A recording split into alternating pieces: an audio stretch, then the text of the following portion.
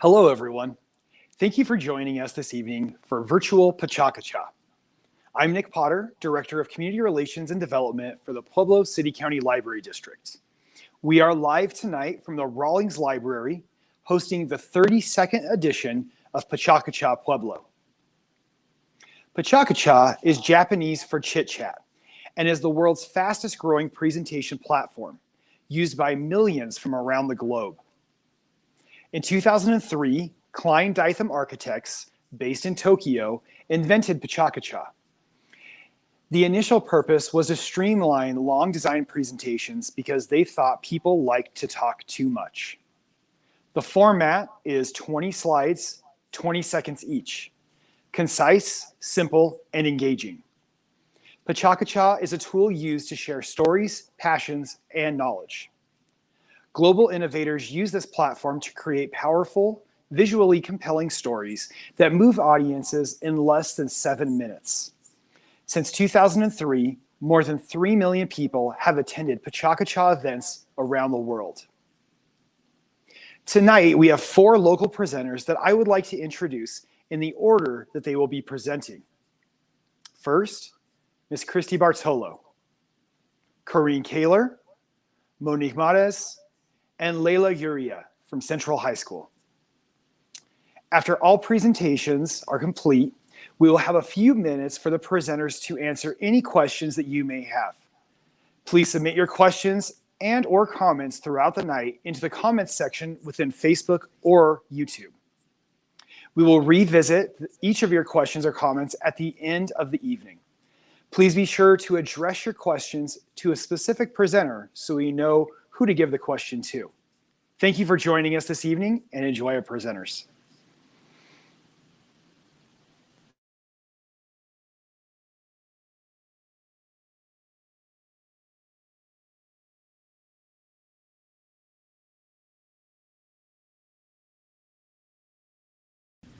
Hi, my name is Christy.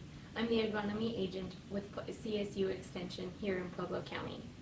This presentation will cover topics of food produced on the farm in and around Pueblo County, including a bit of history and some of the types of produce grown here.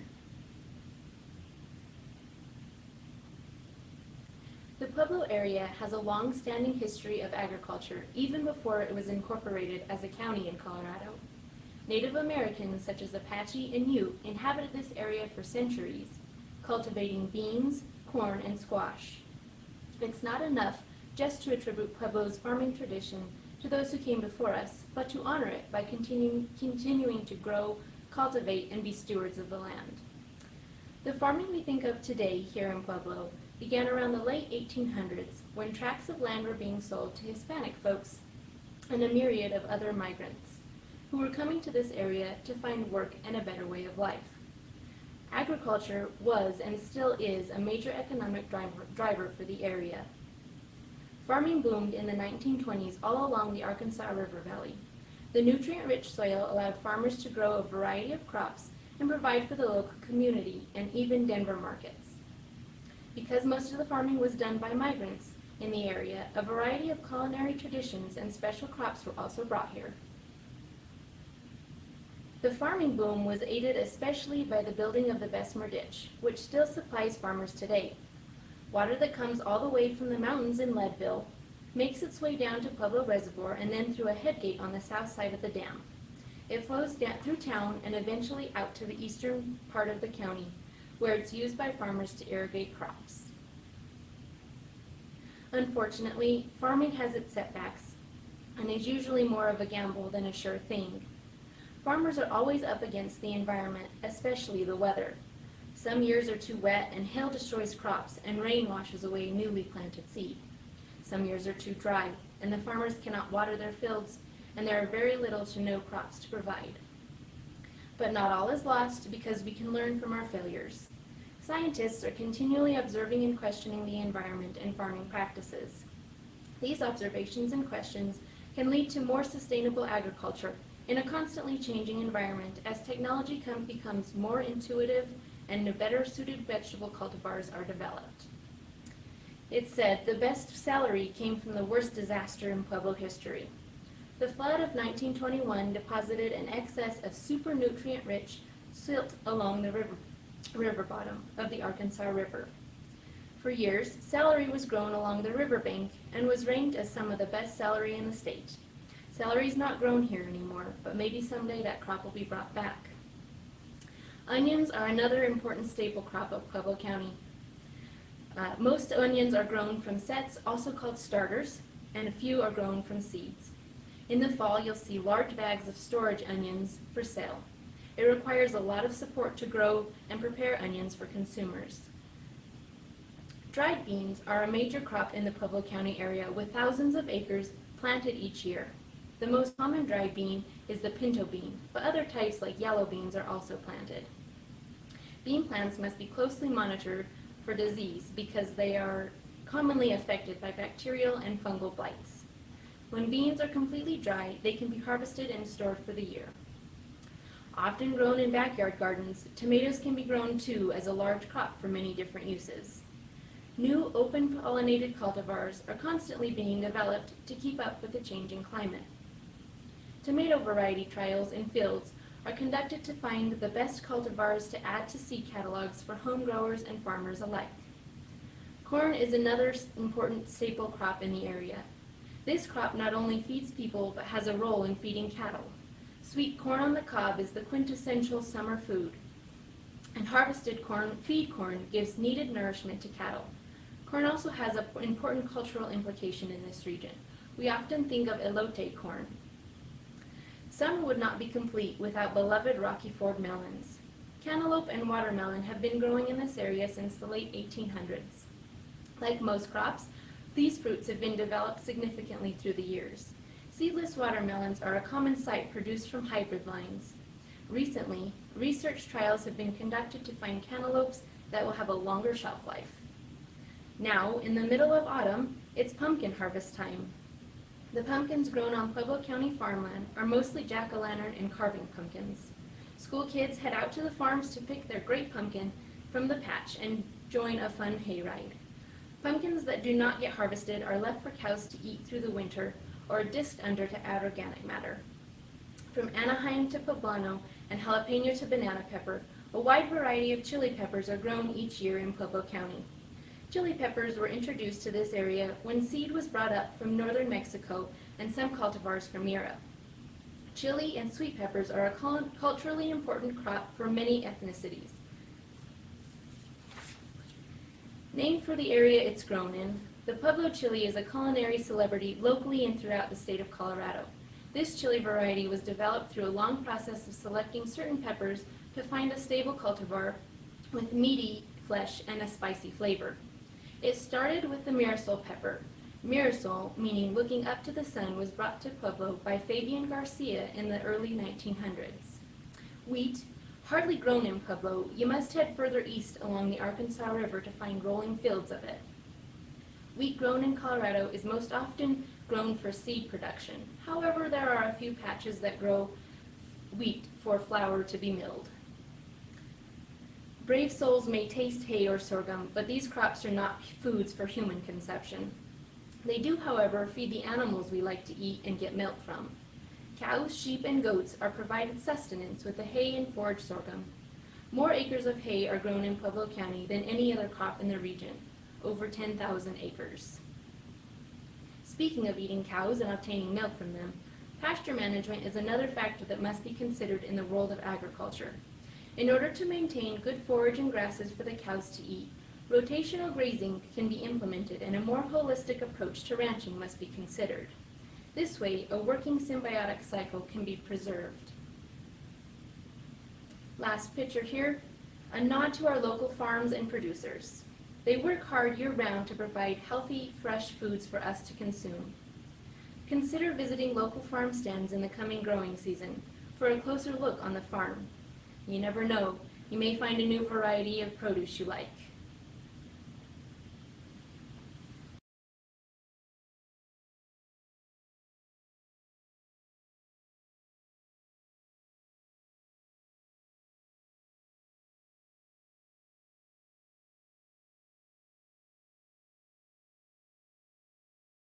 I'm Corinne Kaler, the board president of the Pueblo Conservancy District, which is a board of 9 community members appointed by the county and the city.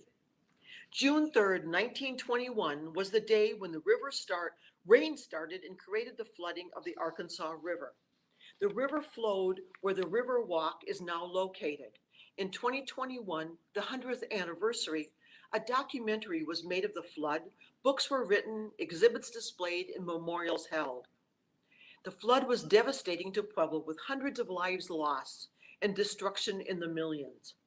In order for the state legislators to vote to help Pueblo recover, Pueblo representatives had to vote to support the building of the Moffett Tunnel. This legislation created the Pueblo Conservancy District, but it also had a lasting economic toll on Pueblo by forever diverting Pueblo railroad traffic to Denver and beyond through the Moffett Tunnel. With the creation of the Conservancy District, Pueblo went to work and moved the Arkansas River next to the bluff, rebuilt destroyed bridges and train tracks, and built a 3-mile levee to hold back the river. This protected the downtown from future flooding. After Hurricane Katrina, FEMA required all levees to be inspected and to be replaced if they did not pass inspection. This levee did not pass inspection, with 100-year-old concrete cracking and many voids were found behind the concrete. FEMA did allow the new levee to be 12 feet lower than the old levee. One of the downsides was the removal of the decades-old murals painted on the levee. The Corn Maiden was painted by Cynthia Remu. This is the only mural saved, and it is currently located by the Main Street Bridge. The old murals could not be saved due to the heavy weight of concrete. The concrete face of the levee had to be removed and replaced. The total cost of the levee replacement was $24 million. The money comes from a fee on all property owners in Pueblo County. The concrete face replacement was completed over 5 years during the low flow of the river in the winter. A drone photo shows a completed levee through the city of Pueblo. Hopefully this levee will also last for 100 years. With the levee lowered 12 feet, a levee trail was created on top of the top connecting neighborhoods to the river and to outdoor recreation. Painting of the new murals is in process. This is one of the first completed works of art created by Valerie Essman. Many more murals have been painted on the levee along with the school logos. More are being painted each week. It's not easy painting on an angle. You have to use a harness and ropes for safety, plus determine how your art piece will look at an angle. The flow of the river is also a safety concern, but you can't paint when it's too hot, too cold, or raining. This new mural is by Tia Monson, and she continues to submit additional ideas to the committee for approval. All artwork is approved by the Arts Committee with final approval by the Pueblo Conservancy District Board. The best place to view the new murals is behind Dutch Clark Stadium. In cooperation with the city of Pueblo, the suspension pedestrian bridge was installed just downstream of the 4th Street Bridge. It connects the new levee trail to the south side by Pillars Park. The bridge was funded mostly with grants. The concrete trail is a half-mile long going downstream from this bridge. The view of the bridge gives you the long view from the 4th Street parking lot. A future improvement is the repaving of the parking lot with only ADA parking at the bottom of the hill and a spot to unload your canoe or raft.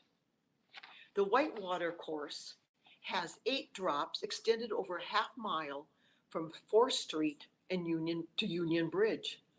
It has gained popularity over the years and draws boarders and kayakers from around the state. Improvements to the course are planned for future years, including a wave shaper. The Arkansas River is a multi-use river. The river is shared by many, be it ducks, rafters, or the artwork.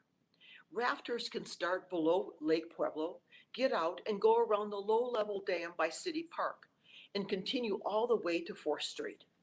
It is mostly calm waters, but you still need to wear a life jacket. The mural is by Tia Monson. The Arkansas River is extremely popular with fly fishermen and women. When you're walking the trail, be sure to stop and chat with them, and you will be amazed at how often they fish the Arkansas, where they're from, and how they love this river for fly fishing.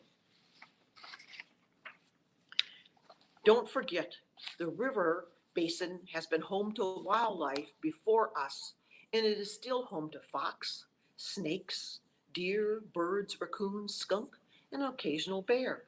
Remember, they are wild. Don't feed them or tease them, but be amazed at their beauty and ability to survive and reproduce in a semi-urban area. Along the new levee, you will find many amenities, including text panel signs. The text panels cover topics about early Pueblo history, the flood, the Arkansas, farming, irrigation, Pueblo Dam, wildlife, and much more. You can take friends and relatives to the trail, and they'll know much about Pueblo by reading the 10 signs. The new concrete trail on top of the levee now has shade structures, benches, bike racks, the signs, trash containers, and much more. This photo is one of the 3 leaf structures, and we also have 1 leaf structures. In this area is also a shelf in the levee to stand and watch folks using the Whitewater Park, or you can just enjoy the river flowing by to the Mississippi River. Building Memories by Eric McHugh is part of the future of the levee trail. The future would include additional murals around the 4th Street to include ones of Pueblo's history, a variety of sculptures, additional concrete trail, shade structures, and another pedestrian bridge connecting 2 sides. With the final completion of installing all of the concrete path and amenities, the new beautiful bridge and trail were open for public use on October 9th. On one side, you can enjoy the river and nature, and on the other, trains and the historic district, which has been saved from any future flooding.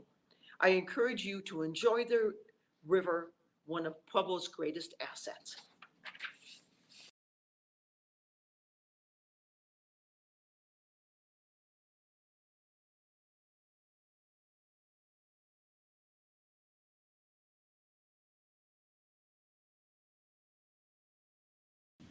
Hello, my name is Monique Mares, and I am the coordinator of the Pueblo Food Project. The Pueblo Food Project is a community coalition based here in Pueblo County. Our goal is to create a more equitable, sustainable, nutritious, vibrant food system for every eater in Pueblo County.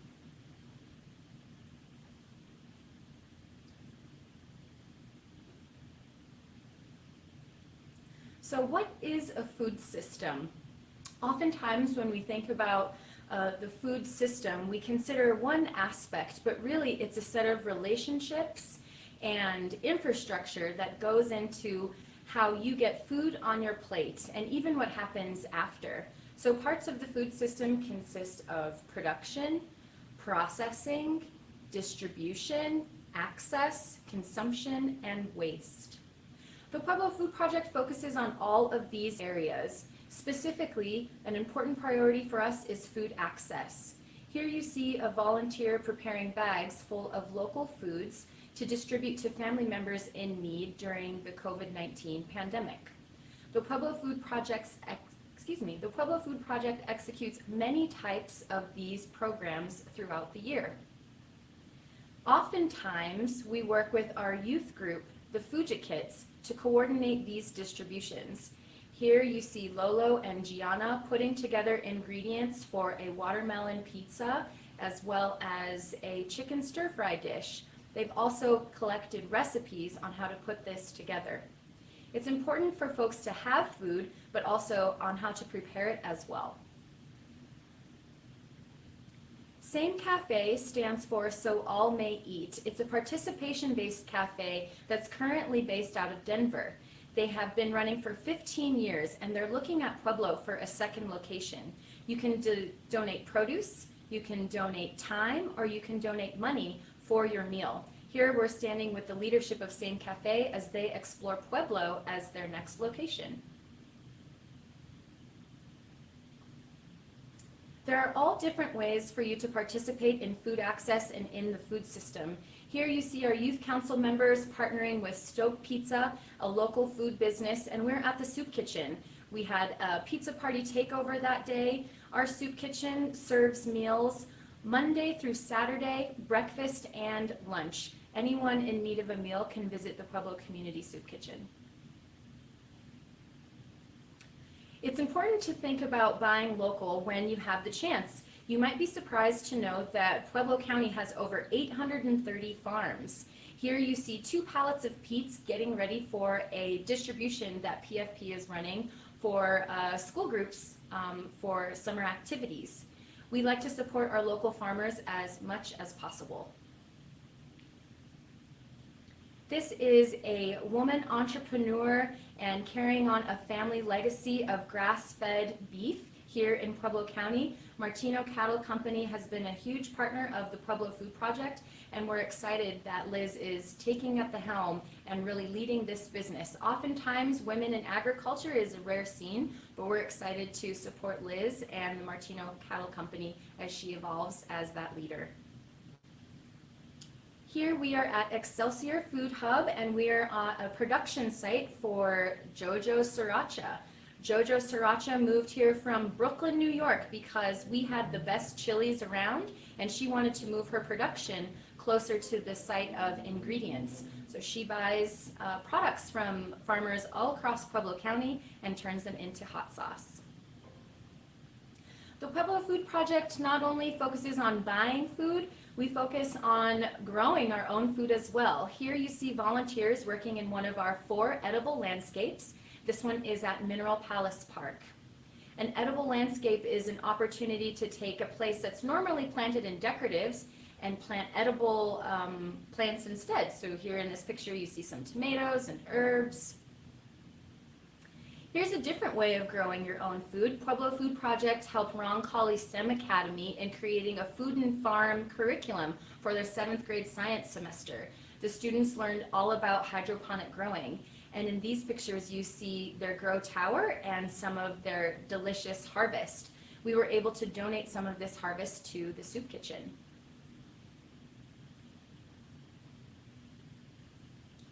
In this slide, you see some great partners. We have Karen Share and the Cooking Matters program and our great team at the WIC office.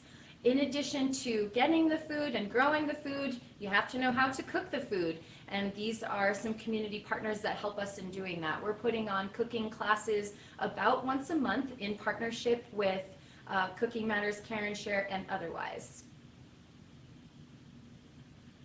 In addition to doing community engagement, we're also really excited about advocacy. It's important to tell the story. Oftentimes, Pueblo gets left out of the conversation, and in this slide you see Senator Bennett taking a look at one of our edible landscapes at Sister Cities Plaza.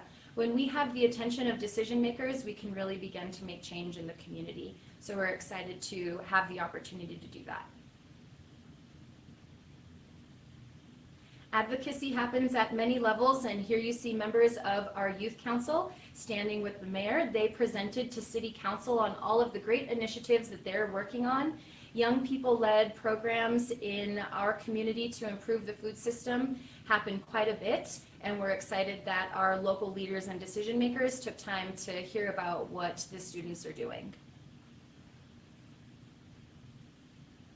Food is not just about eating. As I mentioned, there are many parts of the system, and in this particular photo, you see Christine Boyd, a well-known ceramicist in town, carving a massive block of cheese. We had a Food is Art show, and this is an opportunity for folks to think about food in a different way.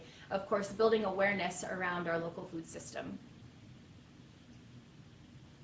The Fujikits are youth council, but the Fujikits, as they like to be called, really focus on creating opportunities for young people to learn how to cook. So peer-to-peer engagement on how to use all of the delicious abundance we have here in Pueblo. Those meal kits are put together and distributed for young people and their families about once a month. The Fuji kits also took time to represent themselves in a more permanent fashion. As you know, Pueblo, Colorado at one point had the longest running mural in the world, and this is a sketch, a pre-concept sketch of the Fuji kits and their idea to sort of stand out for all of the work that they're doing. And they did that by putting a mural on the levee. So each student sort of characterized themselves as a food that they liked, doing an activity that they loved, to represent all of the great positive energy that's happening in our food system. And this particular mural was painted over summer 2021, and you can now see it in its full form on the levee. We're very excited for the Youth Council to have had this opportunity. The Fuji Kids represented themselves in this mural, but it's also a reminder for anyone walking by that the Pueblo food system is dynamic, it's very diverse, it's abundant, and it's reflective of our community and culture. So we're very excited for this to be a permanent install on the wall. Here you see the next round of food systems leaders at an activity that we partnered with the Lucero Library. We're so excited about the collaboration with the Pueblo Library District to bring healthy eating to readers everywhere. So we look forward to continued collaborations like this one that was a DIY salad dressing activity. We hope this was enough to get you interested in the Pueblo Food Project. Anyone who eats is welcome to join the Pueblo Food Project. If you'd like to learn more, please visit us at pueblofoodproject.org or come to our annual conference on November 13th at PCC.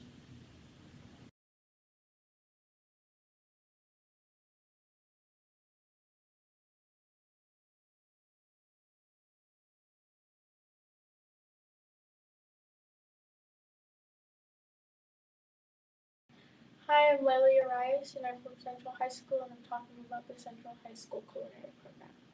So this is one of the dishes we recently did. It involved knife skills and presentation. This is just supposed to be a bunch of flowers, basically, made out of different vegetables. And some students used fruits, and some students used both. It just depended. This is another one, and this one was more basic knife skills. Like, I don't know, just the coin-sized carrots, then it looks like they used broccoli in the middle as the centerpiece, and then it's supposed to be colorful and cute, I guess, or yeah. And there's just another one, which is a tree with, I think, the same knife skills and just different vegetables being used, which is good for the future for presentation, and Miss Cornell is very good at teaching us how to make presenting look nice, or food plating. And this is one of the desserts we made, which was cut strawberries, chocolate, and brownies. This was one of the first ones, so a few of them didn't really come out well, but she gave us the chance to use pictures of them. This is one of the platings that we used at competition. It was an Oreo cream pie with caramel and pecans on it, I believe. And that one had to be prepared in, I believe, under an hour. So then this is Miss Cornell with her catering group. She takes them to various events, and basically they get to learn how it would be done in the professional world, and they get to serve to professional people the food that they created. This is our classroom and our very full, that's I think only half of the class. Miss Cornell teaches a lot of students in different hours, but I believe that's also her catering group. And usually they would be in a a more professional uniform, like this one. That's from our first competition. It's the uniform we had to wear, and she's very good about keeping us looking professional by having us get them dry cleaned every week and keeping our masks on for most events.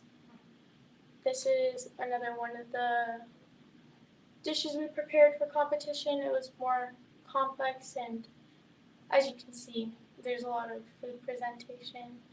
And I mean, I don't think that shell is edible, but that was seafood paella with a baby lobster on top. This is to show that it's okay to make mistakes. Everyone makes mistakes. A lot of people I know can't make simple things. So, this was when a student didn't follow a recipe correctly. Those were supposed to turn out rainbow, but then they fixed it, as one does when they make a mistake, because she does not let us quit at all. She's very persistent, but we served those last year in our, not bakery, our diner that we opened. She lets us be very creative. That was a food truck contest. We had to make little cardboard food trucks and then decorate them. And the dish on the side is from the food truck one. I couldn't find any photos from the other one. Another thing is that if you finish this program completely, you get to graduate with cords from culinary, and you also can get a scholarship for the Denver Institute and then FCCLA, which is also a competition organization, which is something we do every year to work on our under pressure skills, she says. So, yeah. We're also required to pass ServSafe before working in the kitchen so that we know what to do and what not to do. We can't just be thrown into a kitchen without any prior knowledge to how to act in a kitchen and how to work in a kitchen, which is extremely important because you don't want kids running around with knives. We also get super cool opportunities. Like this past week, we went to a pumpkin patch, and we got to go on a corn maze, and then she talked about how people go from farms to kitchen and small businesses. We got to cook at the place, which was like kind of camp style cooking. But this was her more advanced class that's the one I'm in, and we got to pick out pumpkins, and then we went back to the school. We carved our pumpkins, which that was one of them. That was Miss Cornell's, I believe. And we got to carve them and basically have fun with them before we had to cook with them. So it's a good opportunity because, I mean, our school does so much, but also this program not everyone has, which, I mean, it's helpful in the future, and if you want to pursue culinary after high school, then it's a good start, especially with being able to possibly get scholarships and just better opportunities from being in culinary. So yeah, I'm done. What a great group of individuals from our community. I just love Pecha Kucha because it always yields new information about our community and displays great work done by citizens of Pueblo. Now we will begin answering a few questions that have been submitted throughout the night. We'll start with our first question that goes to Monique Mares from the Pueblo Food Project. And I want to thank Monique for joining us this evening. She is joining us from the East Coast. The last we heard, she was in a cab. And so I really want to thank her so much for joining us this evening. Monique, can you hear us? Yes. Hi, everyone. I Awesome. just landed. Perfect timing. I just checked into my hotel, so we're all good.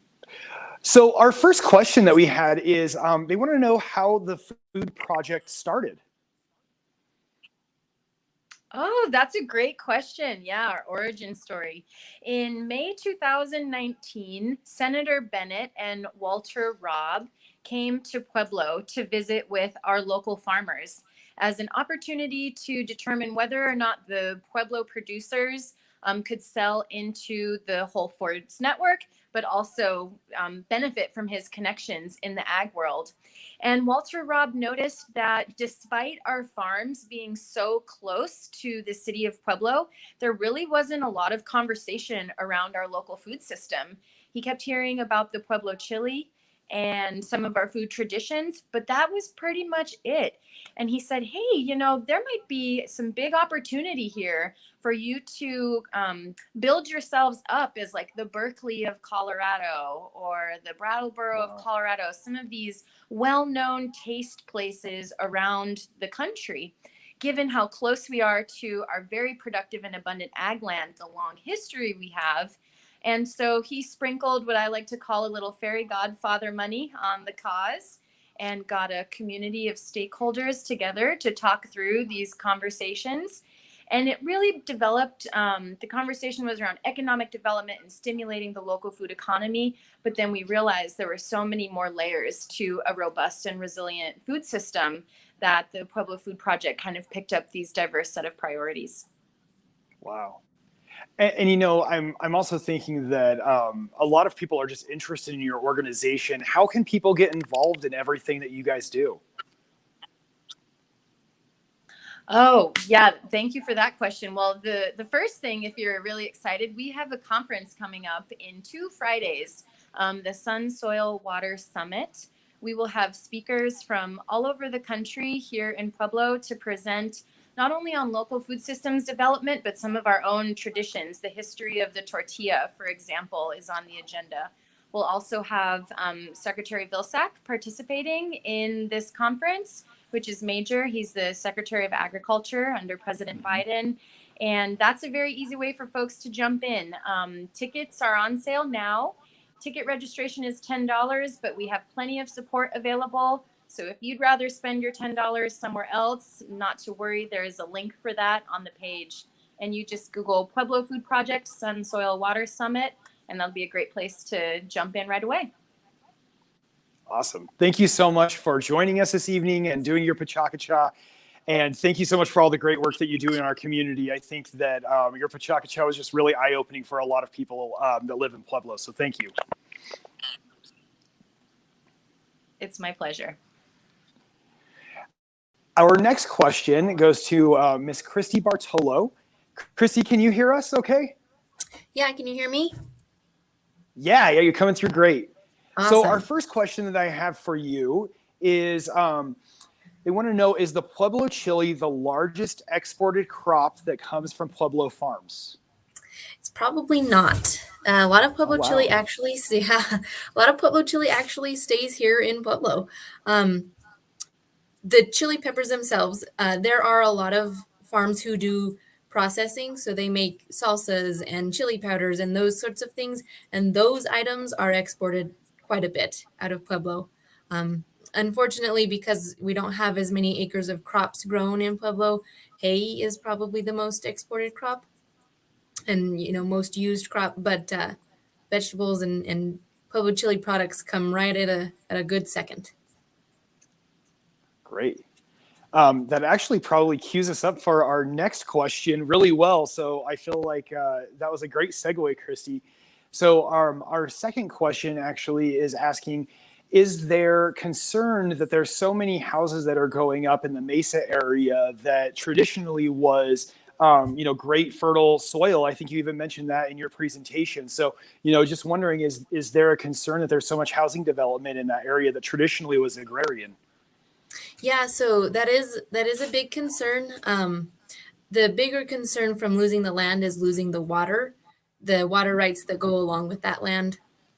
Thankfully, we've got some folks who are helping with land conservation. The Palmer Land District, the Palmer Land Conservancy, is helping to aid in that way. They can grab some of that land that's not quite as usable anymore and transfer the water rights from that land to some of the properties that are still being farmed and not necessarily being built on anymore. So that's a good thing. We still have plenty of acres of farmland out there, and I'm sure development will continue to grow. So it'll just have to be a balance somewhere between urban and rural development and agriculture.